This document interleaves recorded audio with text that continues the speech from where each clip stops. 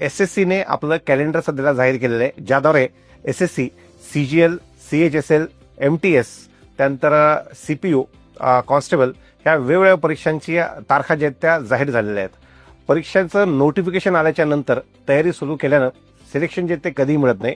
एकदा आपल्या हातामध्ये कॅलेंडर आलेलं आहे. परीक्षांचं शेड्यूल 2026 पासून ते 2027च्या स्टार्टिंगपर्यंत ज्या ज्या परीक्षा होणार आहेत त्यांचं कॅलेंडर हातात आल्याच्या नंतर मला असं वाटतंय ही योग्य वेळ आहे आपलं प्रिपरेशन सुरू करण्याची. आणि एसएससीच्या ह्याच प्रिपरेशनसाठी ऑफलाईन प्लस ऑनलाईन मोडसाठी संकल्प एज्युकेशनची एक नवीन बॅच 12 जानेवारीला सकाळी 7 ते 12:30 या वेळेमध्ये सुरू होतीये. सगळ्यात महत्त्वाचा बॅचचा जो जिथे होणार आहे ऑफलाईन मोडमध्ये त्यासाठीचा पत्ता खाली दिलेल्या टिकट लाईनमध्ये आहे. सोबतच काही डाऊट किंवा प्रॉब्लेम असल्यास कॉन्टॅक्ट नंबर सुद्धा अवेलेबल आहे. सोबतच आपलं कोचिंग जे आहे ते छत्रपती संभाजीनगर इथे एकदम हार्ट ऑफ द सिटी आहे, जिथे वेगवेगळ्या स्पर्धा परीक्षांची तयारी करणारे विद्यार्थी असतात. त्यामुळं आसपास तुम्हाला हॉस्टेल, मेस, रिडिंग ह्यापैकी कशाचाही प्रॉब्लेम येणार नाही.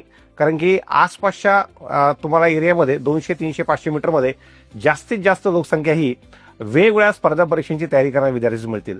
मागच्या वर्षीच्या एसएससीच्या वेगवेगळ्या एक्झाम मधून जसं की सीजीएल आहे, सीएचएसएल आहे, एमटीएस आहे, जीडी आहे, यातून ज्या ज्या पद्धतीची रिक्रुटमेंट झालेली आहे ते पाहता पुढच्या वर्षी हा आकडा जास्तच राहण्याची शक्यता आहे.